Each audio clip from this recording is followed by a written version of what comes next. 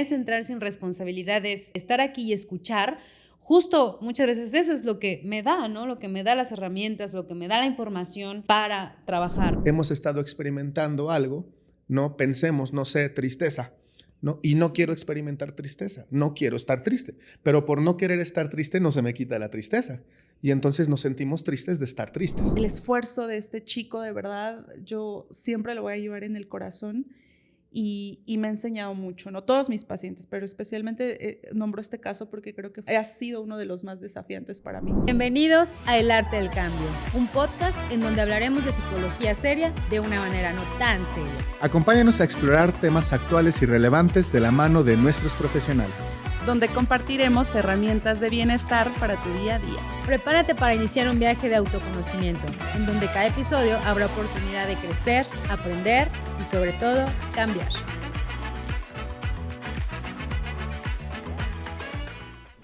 Hola amigos, pues bienvenidos al episodio número 7 del Arte del Cambio. Estábamos diciendo que tiene rato que no decimos nuestro eslogan, pero el día de hoy vamos a intentar hablar de psicología seria.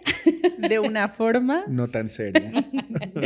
Lo intentaremos porque debo confesar que al menos a mí de mi parte, y creo que con Mari lo he visto, sí nos cuesta a veces un poco dejar de ser un poco serios. Entonces, sí. Intentaremos. De hecho, voy a comenzar. Tuvimos el viernes, ahorita que dices, una grabación también ahí para el contenido de nuestras redes sociales, ¿no? Fueron a grabar a la clínica y dice uno de los chicos, bueno, vamos a hacer una dinámica, ¿no? Véanla. Vamos a decir una palabra y ustedes dicen lo primero que se les venga a la mente. Bueno, pero también qué palabras nos decían. Así como nos decía palabras referentes a la psicología, que claro, son discriminativos para ciertas respuestas. Volaban hacia el campo de la psicología, ¿no? Pero bueno, la idea de ellos era como hacerlo más, no sé, fresco, natural, ¿no? Y ellos como dando una clase. No, pero esta vez lo haremos diferente. Lo vamos a intentar. No prometamos, María. No, yo sí lo prometo. Yo vengo decidida. Me comprometo. Ok, bueno. Pero bueno, vamos a intentar. En este episodio queremos profundizar un poquito sobre las terapias contextuales, ¿no? Empezamos a hablar el episodio pasado y queremos como cerrar algunos puntos, ¿no? Es como la segunda parte, pero antes también... si me lo permiten, me gustaría también que antes de iniciar este episodio nos pudieran platicar, comentar un poquito. ¿Qué tal su fin de semana, chicos? ¿Qué hicieron? Así, muy casual la pregunta, ¿no? ¿A qué te refieres? No, lo que se pueda contar, Omar, lo que se pueda contar. No, pues bien, un poco cansado, pero la verdad es que muy bien. Digo, me imagino que la pregunta que haces viene a sacar a flote que, pues bueno, Mari y yo tuvimos la oportunidad de ir a un congreso en la Ciudad de México, un congreso organizado por ITECOC. Es un instituto mexicano del buen Eden Medina, que si nos escucha, que no creo, pero si nos llega a escuchar, saludos a Eden. Sabe que lo estimamos mucho a él y a su esposa. Y bueno, ITECOC es una institución que ofrece formaciones desde hace muchos años ya y creo que hace una gran labor y un gran trabajo en la divulgación y difusión de las terapias contextuales y de las terapias basadas en el análisis funcional de la conducta aquí en México. Y bueno, también se ha establecido una relación buena con ellos y pues bueno, tuvimos la oportunidad de ir al congreso que organizaron Walden 2 en la Ciudad de México y pues anduvimos por allá un rato compartiendo experiencias con la comunidad de terapeutas conductuales y muy bonito, la verdad es que estuvo muy lindo, muy bonito, muy inspirador también. Sí. Yo desde que me enteré del congreso el año pasado tenía la intención de ir a presentar pues el trabajo de investigación que hemos estado realizando, pero bueno, como algunos ya sabrán, este año cambió mi vida para siempre y lo puedo decir así. Me casé, está a punto de nacer mi bebé y bueno, tuve que poner en pausa eso, pero cuando yo vi algunos trabajos exponiéndose en el panel, yo le decía a Mari como de, es parecido a lo que estoy haciendo y la verdad es que me llenó mucha inspiración y espero que el próximo año, que ya anunciaron que hay otro congreso el próximo año, pues pueda estar presentando el trabajo de investigación que hemos estado realizando, ¿no? Entonces, Sí. ahí anduvimos, ¿verdad, Mari? Sí, comparto que yo creo que estas experiencias siempre son muy enriquecedoras vivirlas, porque es como salir de un poco del cuadro de realidad que uno tiene en el día a día, en la rutina como terapeuta, ¿no? Como parte del trabajo diario que haces, y encontrarte con la experiencia de otros terapeutas, ¿no? Que también pues viven un ritmo parecido a uno, ¿no?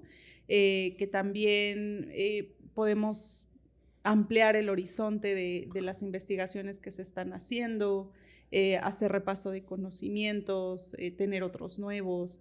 Y siempre es muy motivador, ¿no? Yo, siempre que salimos y vamos a encuentros de este tipo, ya sean, pues no sé, un congreso, un workshop, siempre es inspirador ver que hay cada vez más gente interesada en hacer psicología científica, que yo siempre digo no tendría por qué ser diferente, que tendríamos que aclarar que la psicología es científica, pero lamentablemente seguimos en esa evolución, ¿no? Ya hemos hablado en otros programas que muchas veces la psicología se ha relacionado a cosas mágicas, a cosas místicas y que, de hecho, ese fue uno de los temas que se tocaron en el Congreso de una manera incluso bastante chusca, ¿no? Que sin nombrar modelos o prácticas que no son parte de una práctica científica, pues decía por ahí la doctora Froxán, son una especie de enemigo, ¿no? Como ese enemigo que a veces tiene más voz que las personas que seguimos actualizándonos, ¿no? Que tienen ganas de hacer investigación, ¿no? Y que buscan ampliar nuevos conocimientos, ¿no? Pero bueno, súper contenta, súper lindo, y nos encontramos también a muchas personas que conocimos, queridos amigos, personas que hemos conocido igual en estos foros, y es lindo como que sea como puntos de reunión los congresos y las formaciones, y bueno, un poco cansados hoy porque venimos ayer en la noche llegando, sí, pero muy contentos. Sí, gracias por preguntar, Grace. Es lo que iba a decir, que sí también siempre es un poco cansado, ¿no? También el viaje, ir, ¿no? Ahorita llegar y el podcast y venga.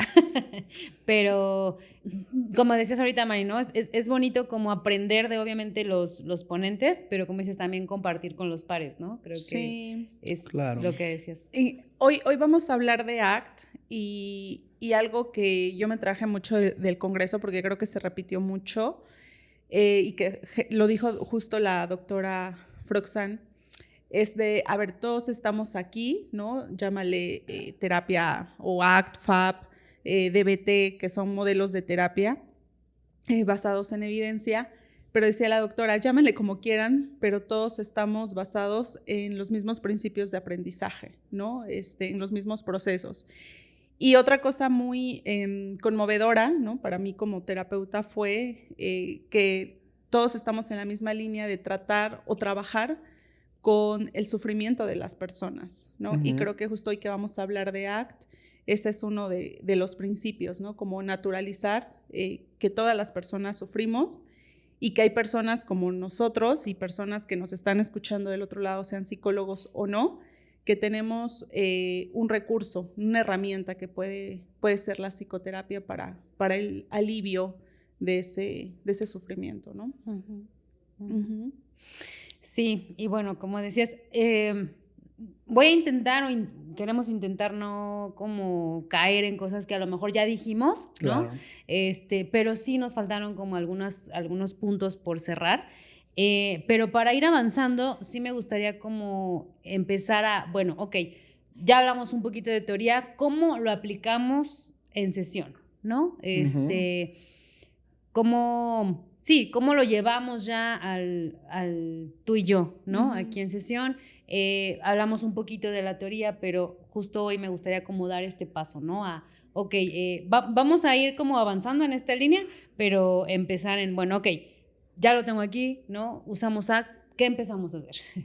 Bueno, es que la pregunta es muy abierta, muy general. Obviamente, pues la respuesta siempre va a ser depende, ¿no? Como ya saben. Pero yo creo que partiría por empezar a generar esa conciencia también del terapeuta, por saber que la interacción que se tiene entre consultante o la persona que llega a terapia y el terapeuta forma o va a empezar a formar parte también de las interacciones que tiene esa persona con el mundo, porque al final de cuentas somos una parte muy chiquita del mundo, ¿no? Y entonces, que bueno, esto también lo toma la FAB, y ahorita que mencionaba esto, Mari, voy a hacer un paréntesis porque también creo que es eso, ¿no? Yo entré a un entrenamiento con Glenn Callahan. Él es un psicólogo, doctor en psicología estadounidense, y bueno, viene ahora a proponer un poco su propio modelo. Él fue desarrollador también de FAB. Y yo al escucharlo trataba de tomar también perspectiva, y la verdad es que hay muchas cosas que se comparan o que se pueden como comparar o ser equivalentes de los distintos modelos, llámese como se llámese. Y algo que es bien importante, y decía él en uno de sus transparencias, de sus diapositivas, que varios ya tenemos un poco la idea de qué es lo que tenemos que hacer con el consultante, pero la forma también es importante. La forma es el decir, bueno, esto es lo que yo quiero hacer con el consultante, pero es ahora cómo lo voy a hacer. Y creo que en la forma, ¿no? Que a veces nos peleamos mucho como con eso de que si la forma es importante, que no, que es más importante la función. Yo creo que, bueno, para encontrar la función también a veces primero tenemos que encontrar la forma, ¿no? De la conducta, refiriéndonos a la conducta. Pero bueno, en esa forma están los modelos terapéuticos. Yo creo que muchos estamos haciendo, o muchos modelos están haciendo procesos similares, pero en la forma en cómo los llevan a cabo es donde está a lo mejor un poco el sello de cada modelo, ¿no? De ACT, de FAB, de DBT. Y partiendo ya rápido para esto que abres, Grace, yo creo que es primero partir por la conciencia de que lo que sea que suceda en el consultorio, en ese espacio terapéutico, en la interacción con el cliente o la persona y el terapeuta o el clínico, va a empezar a generar aprendizaje, y que si ahí logramos empezar a generar cambios y empezamos a generar procesos de cambio que le permitan a la persona utilizarlos en su vida diaria, eso yo creo que es lo primero que tenemos que empezar como a ser conscientes de mi parte, ¿no? Que yo como terapeuta voy a influir en el consultante, pero que al mismo tiempo el consultante va a influir sobre mí. Claro. Y creo que esa interacción es mágica.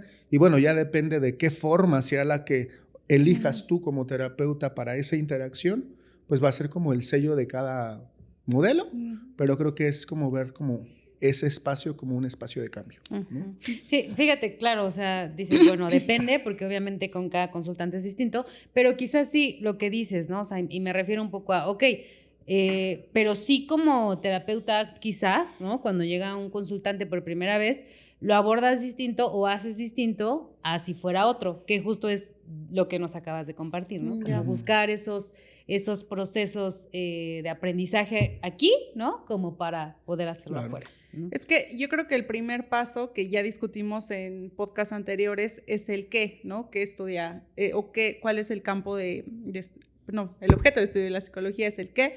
Bueno, ya tenemos, ¿no? La conducta. Pero como decía Omar ahora, los modelos terapéuticos responden al cómo lo hago, ¿no? Cómo llevo esto a ser aplicado.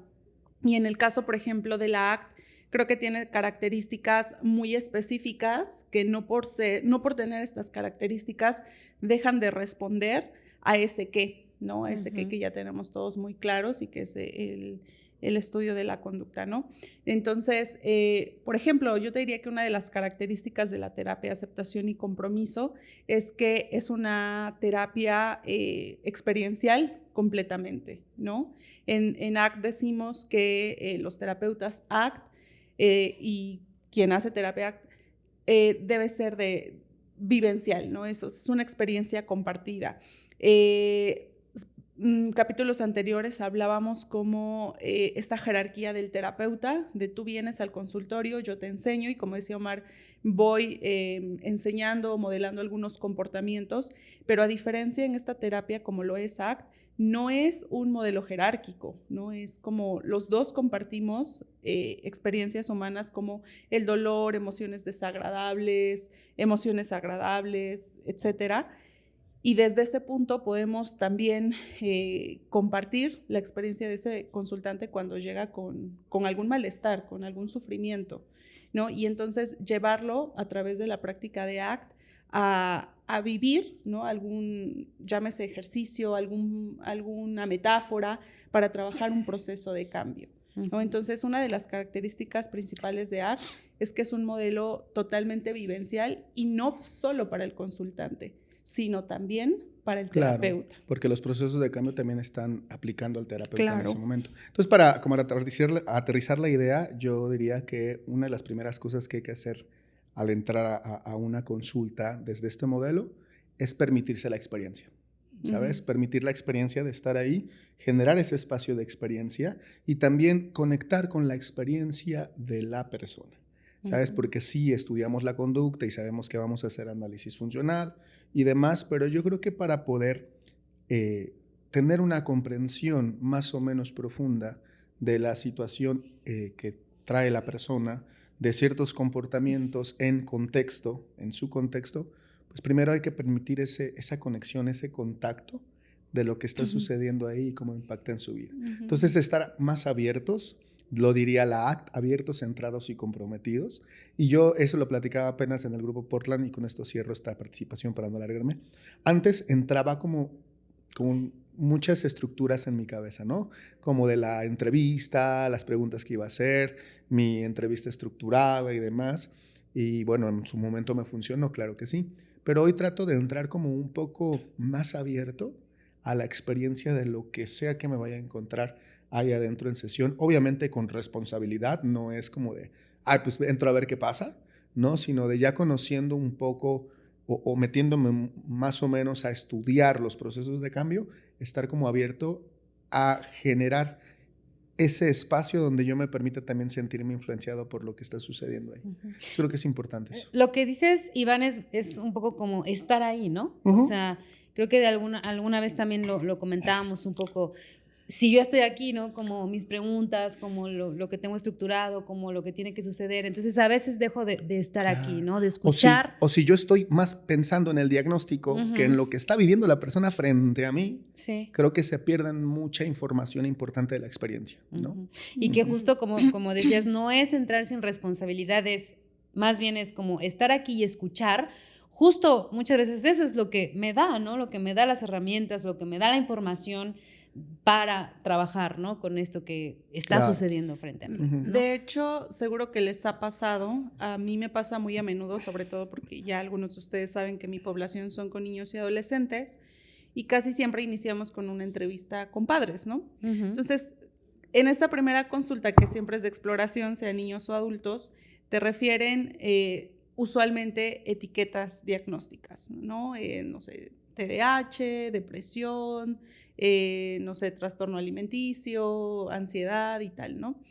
Que usualmente las personas se pegan a esa etiqueta y que, a ver, no solo las personas que llegan a consulta, creo que también eso puede ocurrir con el terapeuta, ¿no? Que si yo tengo en la cabeza que la persona que tengo enfrente tiene ansiedad, tiene depresión, ¿no? Tal vez me vaya yo con esa línea, ¿no? De explorar, bueno, y desde cuándo, y tal vez qué síntomas, y me puedo perder, como decía hace un rato Mar, de la experiencia de estar en ese momento, más que queriendo encontrar alguna solución o el porqué, de dónde viene. A ver, sí es importante dentro de la evaluación, pero creo que al decir que ACT es un modelo completamente experiencial, nos perdemos también de ese momento de estar en esta interacción uno a uno con la persona, donde suceden muchísimas cosas. No solo es lo que dice el paciente, ¿no? Sino cómo lo dice, qué está ocurriendo mientras lo dice y qué funciones, el para qué lo está diciendo detrás de lo que te está diciendo. Claro. Decirlo de una forma seria. Estar en contingencia a lo que está sucediendo en la terapia, ¿no? Yo lo expliqué no serio, ¿viste? Yo estoy cumpliendo lo que prometí. Lo prometí, lo cumplí.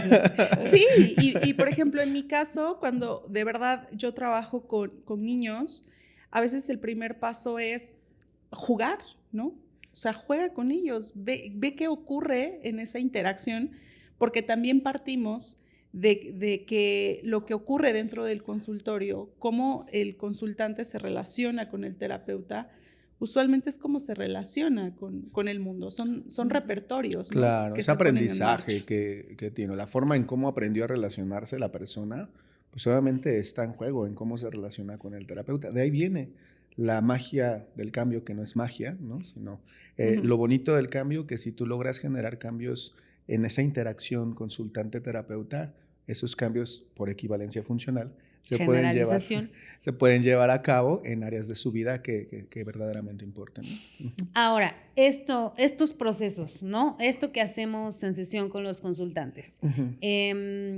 podemos hablar de técnicas, o sea, en específico, como qué técnicas que usamos, qué hacemos, ¿no? O sea, obviamente depende, ¿no? Pero, por ejemplo, hace rato decías, Mariela, ¿no? Bueno, a lo mejor con una metáfora, ¿no? O sea, como qué técnicas, en general, por supuesto, ¿no? De manera general, ¿qué técnicas usamos en ACT? Más que técnicas, ya estamos hablando de procesos, ¿sabe? ACT, la terapia de aceptación y compromiso, es una terapia transdiagnóstica. ¿Qué quiere decir esto? Que ya no se basa como en protocolos o en modelos específicos diseñados para cierto trastorno, cierta morfología o diagnóstico, sino que busca, y de ahí viene como esta aportación, como los procesos de aprendizaje y procesos conductuales que son subyacentes a la mayoría de problemáticas conductuales, psicológicas, emocionales, como quieran llamarles. Y entonces busca trabajar con esos procesos. Claro que sí tenemos técnicas, metáforas, herramientas, estrategias, pero lo importante para nosotros no es como la técnica en sí, sino qué proceso se está manejando. Y bueno, el objetivo principal, el objetivo primordial de ACT no es generar bienestar emocional, ni tampoco es la reducción de síntomas, ¿no? Es decir, si me siento ansioso, disminuir la ansiedad, o si llego deprimido, pues disminuir esos síntomas. No, ese no es el objetivo, que por consecuencia se otorga. Eso te iba a decir, o sea, no a priori, pero no se asusten, o sea. No, es que a ver. Sí sucede, ¿no? O sea, sucede, pero sucede como una consecuencia, porque el síntoma no es como la problemática en sí, o no es lo que queremos trabajar. Yo les explico a algunos consultantes de esta forma, ¿no? Rapidísimo. La temperatura, la calentura, como la conocemos, es un síntoma resultado de un proceso subyacente que puede ser una infección. Si nosotros solamente queremos eliminar o quitar la temperatura sin trabajar lo subyacente, puede ser incluso peligroso, ¿no? Entonces, el tratamiento no va en quitar la temperatura, sino, aunque esta analogía es parte del modelo biomédico, pero es una metáfora o una forma de que verlo. Ayuda, ¿no? Si trabajamos con la infección, pues por ende se va a eliminar la calentura o la temperatura, porque está siendo el resultado, está siendo consecuencia. Entonces, cuando nosotros decimos que no queremos trabajar con la reducción sintomatológica, es que el esfuerzo, el empeño, la energía de la terapia no está enfocada en reducir eso, sino el objetivo principal es generar flexibilidad psicológica. Ese es el objetivo, desarrollar en la persona repertorios de flexibilidad psicológica que le permitan adecuarse o ajustarse mejor a cada entorno y responder, por ende, de una manera más adecuada. Parte también de un modelo evolucionista, ¿no? Del comportamiento. Sí, partimos de que el malestar es parte de la vida.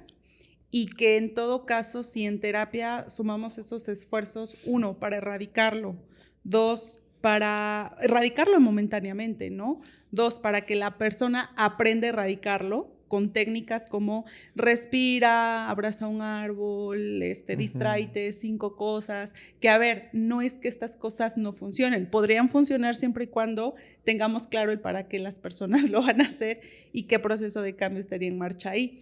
Pero no a priori es la técnica. Yo creo que las técnicas son un vehículo para facilitar esos procesos de cambio, ¿no? Como decía Omar, llegar a lo que verdaderamente está ocurriendo en la persona que pone en marcha pues estos repertorios de conducta, ¿no? Entonces, si partimos de que el malestar es parte de la vida, en todo caso, ACT lo que propone es que las personas aprendan a convivir con este malestar, ¿no? O sea, y esto es contraintuitivo.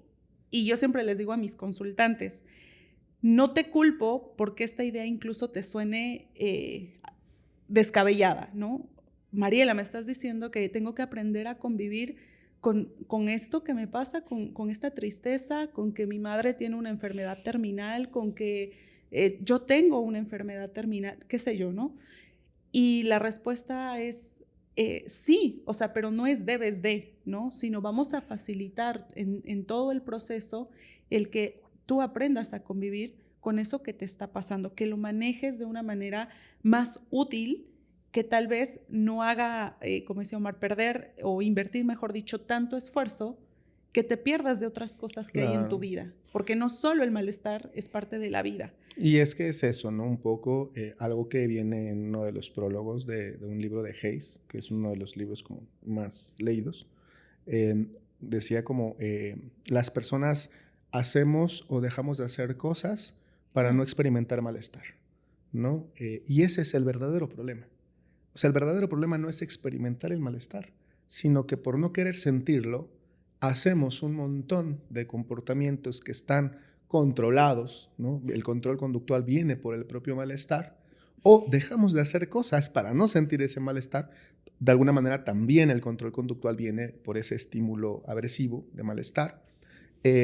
Y ese es el verdadero problema, porque a veces esos patrones conductuales nos hacen alejarnos de lo que verdaderamente es valioso en nuestras vidas, ¿no? Y entonces yo les invito a la gente que nos esté escuchando, ¿cuántas veces estoy seguro que más de una vez por lo menos sí nos ha pasado en la vida, hemos estado experimentando algo, ¿no? Pensemos, no sé, tristeza, ¿no? Y no quiero experimentar tristeza, no quiero estar triste, pero por no querer estar triste no se me quita la tristeza.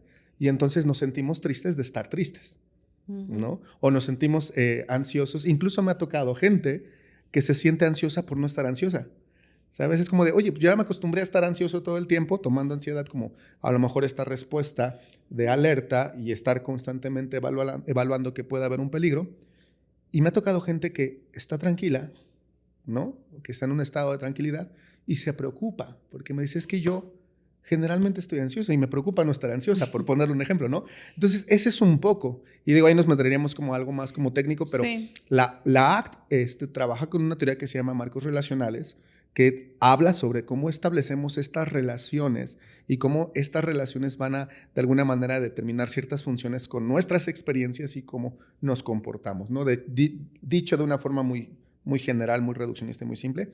Pero es esto, ¿qué relación tenemos con estas experiencias, ¿no? Y eso es lo que ocasiona lo que llaman inflexibilidad psicológica, ¿no? Esto que decías como este circulito, ¿no? De hago lo mismo y entonces siento lo mismo y hago lo mismo, más de lo mismo y siento lo mismo. Y, es como, y en ese circulito se va incrementando el malestar de la persona, ¿no? Y yo añadiría que no solo se incrementa el malestar, sino que la persona pierde de vista la dirección que quiere llegar en la vida, ¿no? Esta parte de lo que llamamos en la de otro componente importantísimo, que son los valores, ¿no? Claro. Los valores como la vida que yo quiero vivir. No cuestión de que quiera tener dinero, que quiera comprarme un coche, porque esos son objetivos, sino las cosas valiosas que le dan sentido a mi vida. A veces nos alejamos de eso por estar pensando más en el malestar y en este círculo que dices, ¿no? Es eso. Y en este circulito, pues, no puedo hacer nada distinto, ¿no? O sea, porque es lo que conozco, porque es lo que funciona, porque no sé hacerlo de otra manera, porque... Sí. Y de ahí viene este término de rigidez psicológica, ¿sabes? Porque no me permito ampliar mis posibilidades a cosas que todavía no conozco. Y es difícil, porque ¿cómo vas a contemplar algo que todavía no conoces? Que generalmente nos regimos a lo que ya conocemos. Pero de ahí va un poco el objetivo de ACT, que es generar flexibilidad psicológica. Y fíjate que lo que decimos también, ¿no? Esto de la trampa, ¿no? Trampas en las que caemos, ¿no? La trampa de la motivación, por ejemplo, ¿no? Y como no tengo ganas de hacerlo, pues no lo hago. Y como no lo hago, pues tampoco nunca me van a dar ganas, ¿no? Y es como, ¿cómo salgo de ahí, no? Sí. Bueno, a esto que decías, creo que a veces las personas no salen de ese círculo no porque no puedan, sino porque no saben cómo, que es diferente. Sí. En uno hablamos de una, pues no sé, una capacidad. Yo creo que capacidad tenemos todos, ¿no? Simplemente que, o no es tan simple, que no sabemos cómo. Y justo es ahí donde entra la psicoterapia y estos modelos como ACT, que facilitan, te decía, como un vehículo, el ahora cómo lo hago. Muchas veces consultantes que me han referido como de, bueno, a ver, ya he pasado por una terapia, 2 terapias, 3 psicólogos, y me dicen, bueno, pues estás triste o te sientes deprimido, pues bueno, es que deberías ponerte más activo, deberías hacer tal cosa, como un intento de solución muy directivo, que no está tomando en cuenta que la persona no es que no lo quiera hacer, sino que tal vez no sabe cómo. Y creo que esta terapia, este modelo, y basado desde observar las funciones, movemos o cambiamos estas funciones que están siendo desagradables para las personas, para que tal vez no se sientan motivados, sino más bien conectados, ¿no? con eso que les importa en la vida, como decía Omar, como de, bueno, tal vez no me siento motivado para jugar con mis hijos, por ejemplo, pero lo hago porque ahí en ese intercambio, en esa interacción, está algo, ¿no? Algo valioso. Y empezamos a rastrear, incluso decía que ACT es una terapia muy vivencial, y yo les puedo preguntar ahí a las personas, descríbeme como si fuera una radiografía ese momento. Claro. ¿Qué ocurre cuando estás en esa interacción? Velo como si lo tuvieras aquí enfrente como una radiografía, ¿no? Y llevamos a las personas a observar cómo está siendo ese momento que más allá de su malestar está siendo importante para ellos. E incluso les pregunto, oye, ¿y ahí tú te sentías motivado? Y me decía, no, realmente me sentía fatal, me sentía destrozado, pero estaba ahí. Y es que incluso llega a suceder hasta en el consultorio. No, a mí me ha tocado personas que llegan al consultorio, a la consulta, y me dicen, ¿sabes cómo? No tenía ganas de venir hoy. No tengo ganas de estar aquí. No. Y yo me pregunto y le pregunto. Antes, primero, le agradezco, obviamente, y le digo, me parece bastante valioso y de reconocerte que estés aquí aún sin ganas. Ahí ya voy dejando una clave contextual de que no necesitamos las ganas para estar, ¿no? Pero sí le pregunto, y platícame un poco qué te hizo venir aquí, porque estoy casi seguro que por mí no fue, ¿sabes?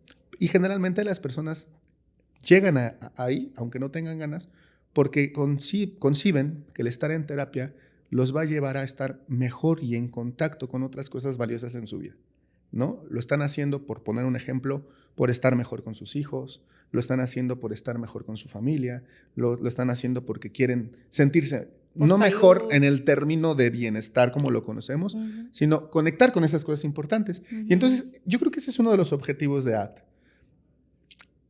Quitarle el control que ejerce sobre la conducta a las emociones y pensamientos, lo llamamos eventos privados, y que el control de la conducta esté en función de lo que es valioso para ellos. Que incluso si experimentan malestar, ¿no? Puedan dirigir su conducta, que su conducta esté controlada por lo valioso en su vida. Entonces, técnicamente es pasar de control aversivo a control apetitivo en la conducta. Y yo lo diría así, perdón, es que sale. Pero lo intentamos, amigos. Gracias por escucharnos. Yo veo tres ejes en la terapia de ACT y creo que desde aquí se puede desmenuzar todo. El estar abierto, que son los 3 estilos de respuesta, el estar abierto implica la aceptación, dejémoslo ahí porque podemos meternos en el otro proceso de fusión, pero es un poco más complejo. Pero para mí la aceptación, lo decíamos la otra vez, no es como tal de las situaciones per se, como resignación. Ándale, sino es como la experiencia que genera.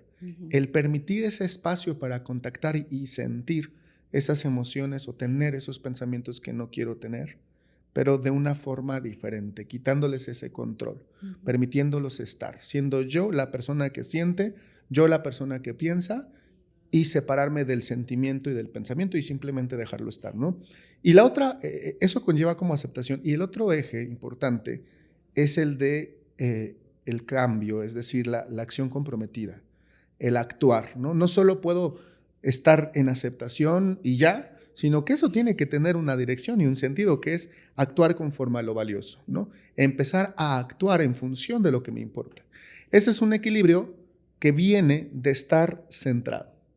Estar en el presente para poder aceptar lo que sucede en el presente y estar en el presente para también poder actuar en relación a lo que sucede en el presente. Entonces yo creo que eso es como, de ahí parte un poco la idea de ACT, ¿no? Estar abierto, aceptación, estar centrado, conectar con el momento presente y estar comprometido, es decir, generar pautas de acción comprometidas con lo que es valioso para mi vida. Es como de esos procesos. Y ya todas las técnicas, sea la metáfora del tal, sea el ejercicio de tal, tienen que de alguna manera ir dirigidas a esos procesos. A estos 3 procesos. Uh-huh. Y ahorita que hablabas también ponías el ejemplo de, bueno, estás en terapia, ¿no? Veniste sin ganas, etc. Me acordaba también, y solo como compartir, justo también que la persona vea, el consultante se dé cuenta de que a veces pensamos, no, es que nunca lo hago, ¿no? O sea, si no tengo ganas, nunca lo hago, no puedo, no sucede, ¿no? Y justo es como, bueno, igual hoy no tenías ganas y estás aquí. O sea, como... como evidenciar. Quizás sí puedes. Claro, date cuenta de lo que está sucediendo aquí entre nosotros, ¿no? Y entonces es como lo que decíamos en un inicio. Lo hago aquí contigo, ¿no? Lo hago aquí en mi terapia, vine sin ganas, ¿no? Quizá también puedo hacer otras cosas sin ganas allá afuera, ¿no? Que es parte como de estos procesos, ¿no? Claro. De ampliar este comportamiento que se está dando en la terapia, ampliarlo también fuera de, ¿no? Totalmente. Y ahorita que decías, Omar, de estos tres estilos de respuesta. No son procesos, son estilos de respuesta. Estilos de respuesta. Quería agregar que, esto no lo explicamos a priori al consultante, sino a través de estos vehículos que pueden ser las técnicas, los ejercicios y demás, los llevamos a vivir, ¿no? Como comúnmente decimos, que ellos mismos tomen el insight o les caiga el 20, ¿no? Como comúnmente decimos.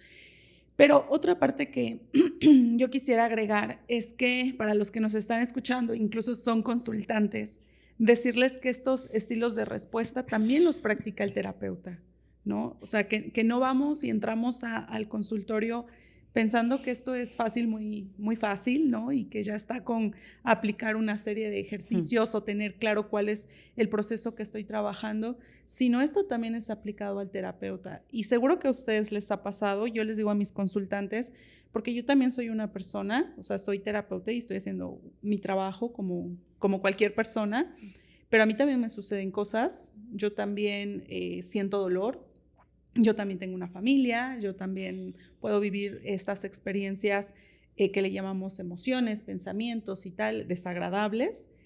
Y a veces este ejercicio que poníamos del paciente, como del ejemplo que daba Omar, también lo vivimos los terapeutas, ¿no? Claro. Hay días complicados también para nosotros, y no sé si les ha pasado, pero simplemente respiras, dices, estoy aquí con esto, estoy aquí sintiendo esto, permitiendo darme un espacio a esta tristeza, a esta angustia que estoy experimentando, y entro al consultorio, ¿no?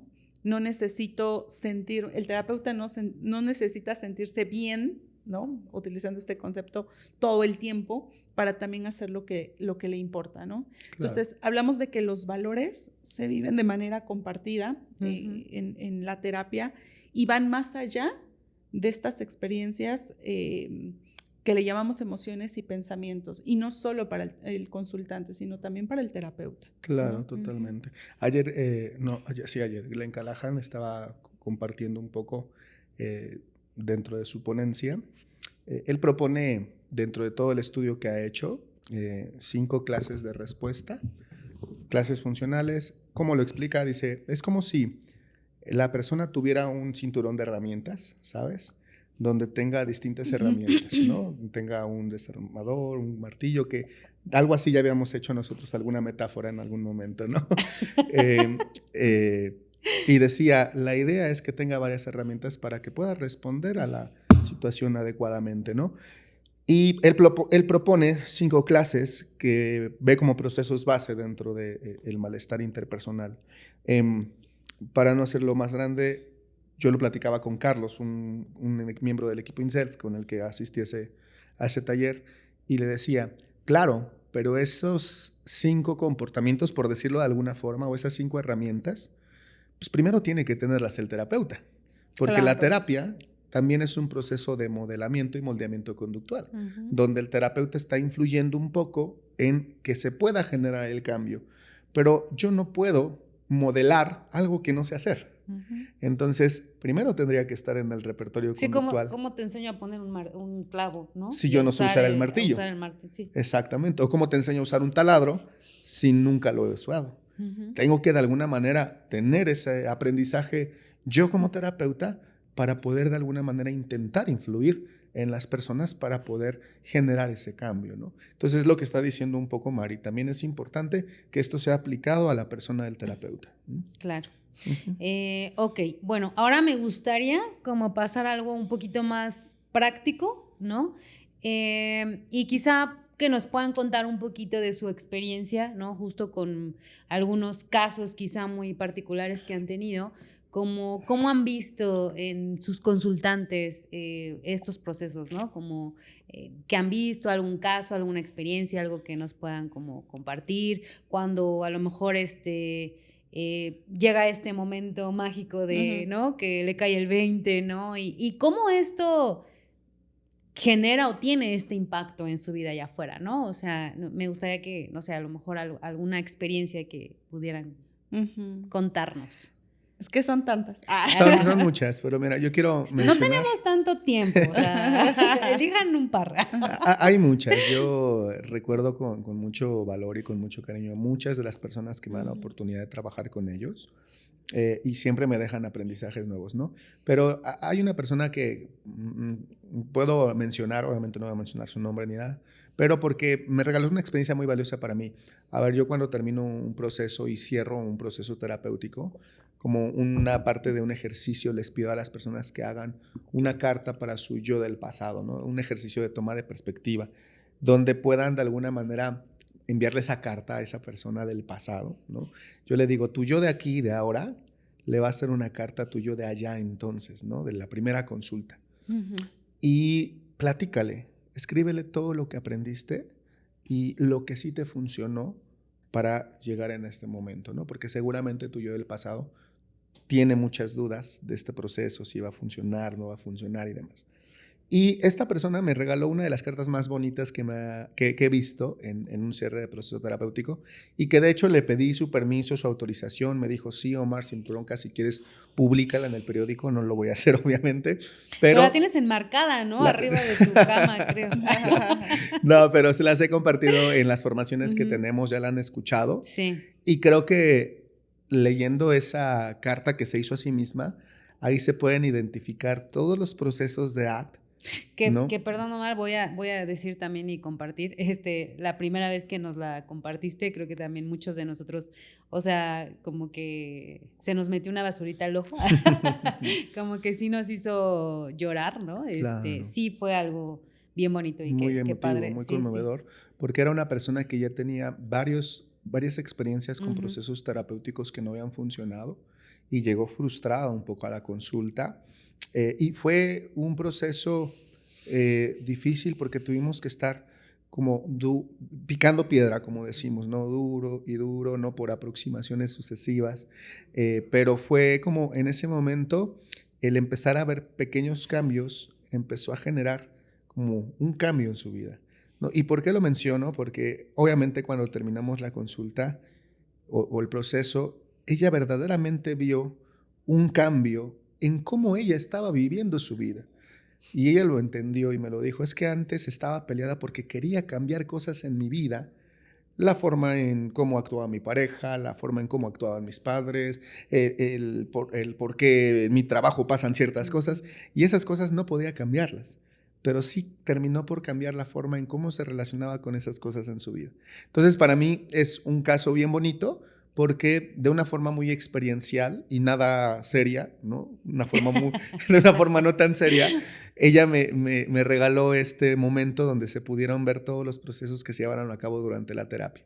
¿Y por qué me acordé? Y fíjate, obviamente, como dices, sin ella conocer la teoría, los procesos, claro, ¿no? O sea, sin nombrarlos, pero los vivió. Digo, ya nosotros los identificábamos, ¿no? En tu carta, porque lo conocemos, pero es la parte bonita, ¿no? Y vivencial de cómo lo explicó y te lo dijo sin esta parte técnica, ¿no? Pero que vivió. Totalmente, y por eso quise como mencionar a esta persona, porque la hija de esta persona, porque ella quedó encantada con el proceso y con el trabajo que hacemos en la clínica. Entonces quiso que su hija tomara terapia, ¿no? Y su hija está en proceso terapéutico con Mari. Y yo no había mencionado quién era esta persona, sino que una vez, ya entre nos, Mari se acercó y me dijo, oye, tu paciente tal, la que te dio la carta, ¿de casualidad es mamá de mi paciente tal? Y le dije, sí. Y ahorita que Mari nos comente por qué. Porque creo que también el cambio que generó ella como madre, también empezó a generar un modelamiento de estas habilidades terapéuticas, de estas habilidades conductuales, en su hija. Y creo que eso pudo haber ayudado. Mari, cuéntanos un poco qué. Bueno, perdón, yo tengo que decir algo porque cuando igual surgió esto de que era la paciente, le digo, ¿cómo supiste? Porque le puso copy-paste a la carta de su mamá. Le digo, ¿también le pediste una? Y te puso lo mismo. No, puso ya, lo perdón. mismo. No, para nada. Porque yo creo que se comparten ciertas claves en el lenguaje, ¿no? Esto es súper importante, ¿no?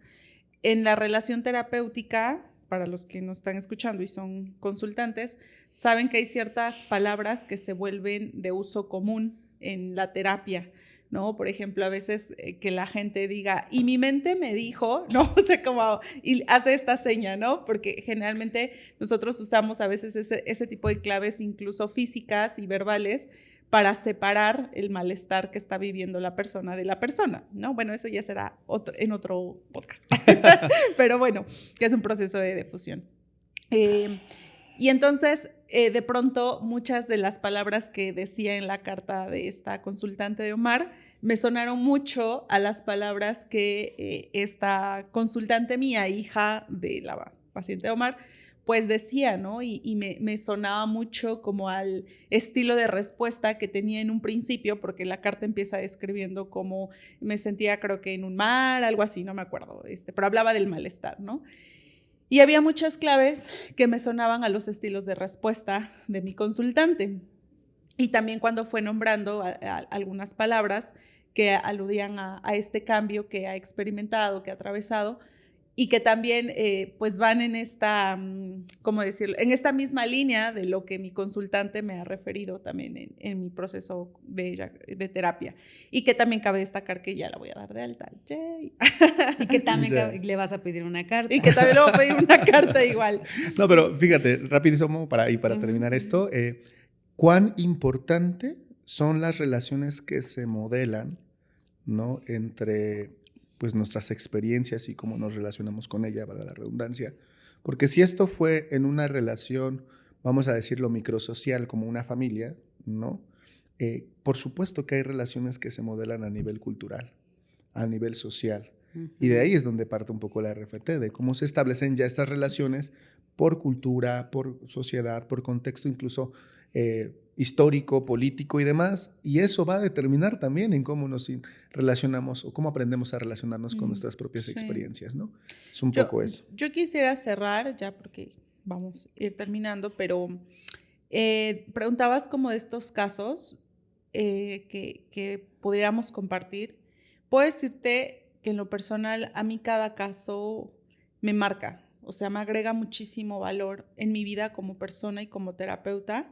Y yo les digo a mis consultantes, cuando va viendo, pues vamos viendo todos estos procesos de cambio, es como, o sea, soy tu fan, de verdad, ¿no? Porque creo que a veces de llegar con esta lucha incansable, que a ver, es algo normalizado en la sociedad de no debes de sentir no debes actuar como, y llegar y trabajar con un modelo de ACT que es mucho desde aceptar el malestar, ¿no? Integrarlo a la vida como algo tan natural, como algo como cuando te sientes feliz, motivado, contento, integrar de esa manera tu tristeza, tu angustia. A mí me encanta ver cómo eso a las personas les da un estilo de respuesta más flexible, ¿no? Que pueden tener más variabilidad en la forma de comportarse en la vida y con ello, claro, estar más en contacto con lo que les hace sentir, les hace vibrar el corazón, que son los valores, ¿no? Claro. Esto que les importa. Y quiero cerrar con que hay un caso en particular que tampoco puedo compartir, claro, por privacidad, pero y ustedes saben seguramente quién, porque en interconsultas y en supervisiones siempre lo compartimos. Y creo que Omar me vio cuando llegó este caso, porque señoras y señores, los terapeutas también nos angustiamos cuando nuestros consultantes atraviesan por ese proceso de malestar, es la experiencia compartida. Y es el caso de un adolescente de 15 años, ya hoy 16, que había pasado por un proceso aparentemente de psicoanálisis durante casi o más de un año, mejor dicho, donde se redujo mucho su vida, ¿no? A estar encerrado prácticamente en las 4 paredes de su casa, ¿no? Y entonces perdiéndose de mucho contacto de lo que un adolescente puede y debe vivir porque eso es saludablemente lo que debería vivir. Y entonces, de verdad, hoy ver que a través de, porque he trabajado ACT con este chico, categóricamente es lo que podríamos llamar como un mutismo selectivo, y que incluso en la terapia costó mucho desarrollar estas habilidades de conversar, ¿no? Obviamente ustedes saben que la herramienta básica para hacer terapia es el lenguaje. O sea, no hablaba, Mari, perdón. No hablaba, Ajá. no hablaba. Ajá. Y yo recuerdo cuando su familiar que le acompañó en el proceso me dijo, es que no te va a hablar. Es que va a llegar, se va a sentar frente a ti, no te va a ver, no te va a hablar. Y yo dije, Dios, ¿qué voy a hacer? ¿No? Pero es lo que decía Omar, a veces es aventarnos a la alberca sabiendo que el agua te va a entrar por todos lados y ya está, ¿no? Bueno, pues algo así fue la primera sesión, pero conforme fueron atravesando muchas sesiones, el cambio, el esfuerzo de este chico, de verdad, yo siempre lo voy a llevar en el corazón y me ha enseñado mucho, no todos mis pacientes, pero especialmente nombro este caso porque creo que ha sido uno de los más desafiantes para mí. Y apenas le contaba a Omar, creo que hace 2 semanas, y yo le decía, o sea, después de un largo o varios meses, este chico puede sonar muy radical, pero de verdad baila, conversa, va a la escuela y se acaba de ir de viaje con su familia. Wow. Experiencias que no podía salir ni a la tienda. Así se los digo, ¿no? Claro. Entonces, y a ver, seguramente este chico también sigue experimentando tristeza, claro, miedos, enojo. A eso nos referíamos con nuestra intención, no es quitar ese malestar. A mí también me da muchísimo gusto, me da muchísima alegría cuando en mis consultantes empiezo a ver que empiezan a acercarse a la vida que quieren vivir y están conectando con su vida, ¿no? Y que sí, siguen sintiendo tristeza, se siguen enojando, se siguen preocupando a veces, pero ya están viviendo un poco una vida, como lo decimos en ACT, una vida valiosa. Que a pesar de eso pueden hacer cosas. Exacto, ¿no? y ellos mismos desde su propia experiencia se dan cuenta que sí, a veces me siento triste, que sí, a veces me siento con ansiedad, a veces me siento enojado, pero ahora estoy como en este camino, le llamamos, de vivir una vida valiosa, ¿no? Y creo que ese es el trabajo más bonito que se hace en ACT, llegar como a ese momento es bastante gratificante como terapeuta, ¿no? Okay. Bueno, para cerrar el capítulo de hoy, me gustaría, como les decía al inicio, no sé si podemos dejar como alguna, no sé si llamarla tarea, ¿no? Técnica, metáfora quizá, algo que podamos dejarle a las personas que nos están escuchando, que puedan aplicar, ¿no? Quizá en su día a día, en su vida, algo para dejarles hoy. ¿Qué opinan? ¿Se puede, no se puede? Les propongo lo siguiente.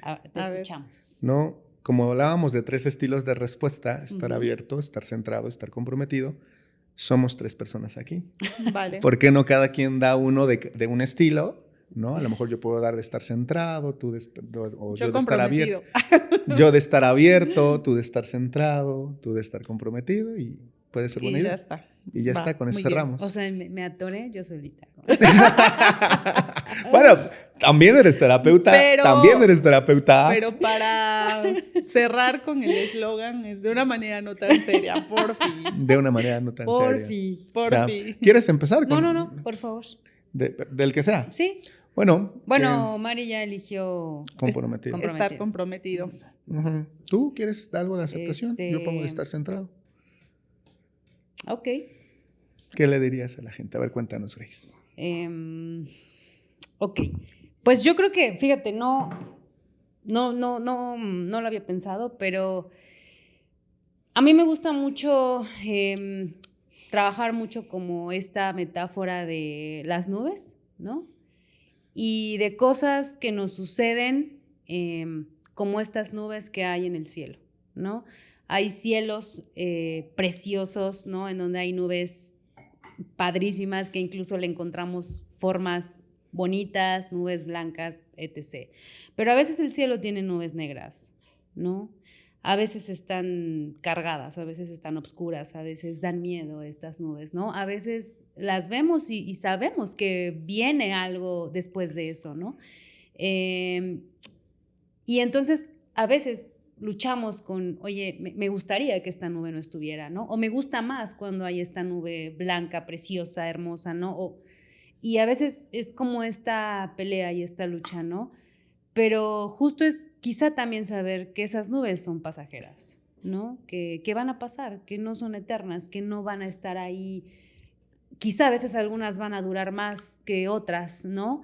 Pero que van a pasar, ¿no? Claro. Y que qué tal que en lugar de luchar con ellas, pues las vemos y esperamos a que pasen, porque esa nube va a pasar, ¿no? Claro.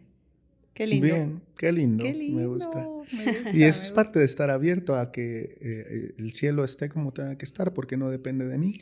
Y esto es una metáfora. Se las presentamos. Se las presentamos. Y yo a lo mejor como para conectar lo que dijo Grace, ¿no?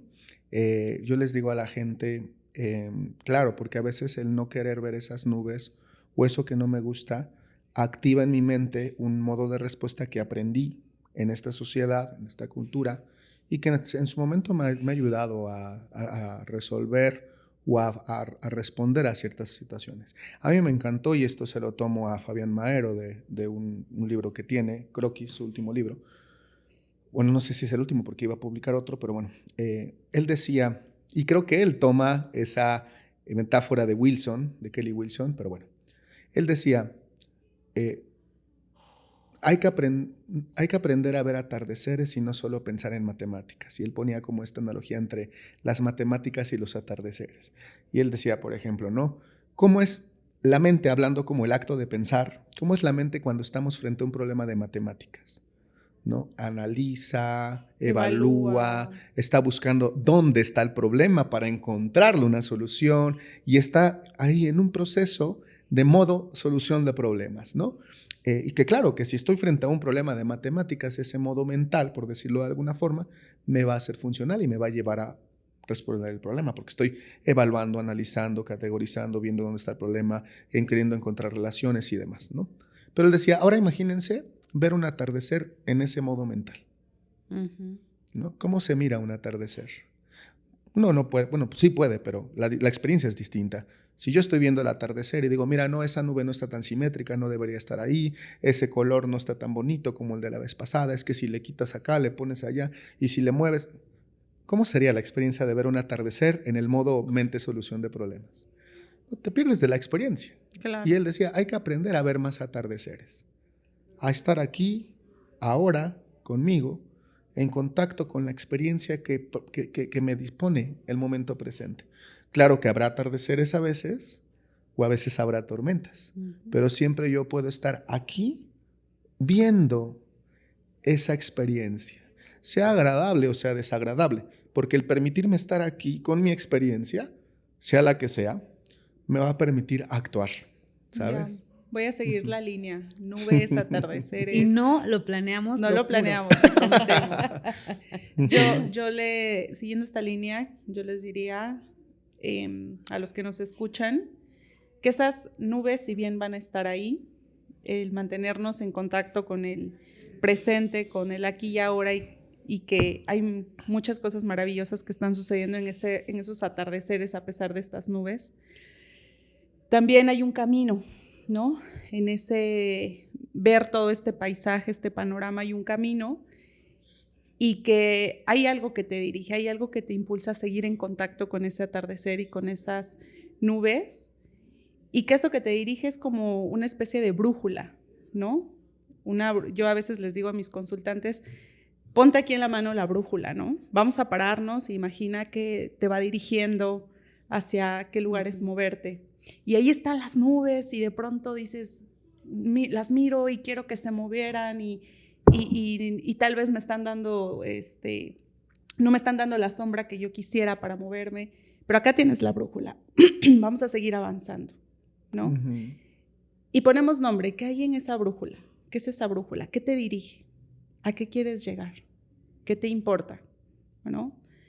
Y a veces hay que desmenuzar, ¿no? ¿Qué es eso que les importa? Porque no para todos es lo mismo, ¿no? Claro. Puede ser el estar con mis hijos, el convivir con ellos, el conservar mi trabajo, el cuidar mi salud, si tienen alguna situación de alguna enfermedad, etcétera. Y entonces es contemplar que las nubes estarán ahí, que en cualquier momento ese atardecer está a disposición de que conectes con él y que a veces se va a sentir imposible hacer eso, porque eso es lo que hace el malestar, ¿no? Te hace sentir pequeño, como te hace sentir más, no que lo eres, Claro, ¿no? a veces tu brújula te indica el camino, pero en el camino ves las nubes, así todas, Y dices, y no quieres ir para allá. pero venga, la brújula Porque siempre de este está lado, ahí, ¿no? No está el cielo así. Claro. Y la brújula está ahí, entonces sigue la brújula, ¿no? Ujú. Un paso a la vez, Súper. ¿no? A pesar de lo que esté sucediendo a tu alrededor, comprometidamente hacia eso que valoras y que sabes que quieres para tu vida. Un paso a la vez con tu brújula. Bien, ven qué bonito. Bien, amigos. Gracias, amigos. Y pues Y listo. bueno, Hemos ya está. terminado hoy. Pues ¿Algo más? muchas gracias por seguir aquí. ¿Y ahora? Y ahora, pues vamos por el capítulo 8. La verdad es que no sé qué nos depara el capítulo 8, pero Algo se nos ocurrirá. algo se nos ocurrirá. Espérenlo. Espérenlo. Gracias, síganos en nuestras redes sociales. Gracias, Iván. Gracias, Mari. Y bueno, Gracias, nos vemos. gracias. En la siguiente, ¿quieren cerrar con algo? No, pues simplemente gracias por vernos, por aguantarnos tanto y compartan. Nos Denle vemos seguir. hasta la próxima. Nos vemos en la próxima. Bye, Nos vemos en el bye. siguiente. Gracias. Bye. Chao.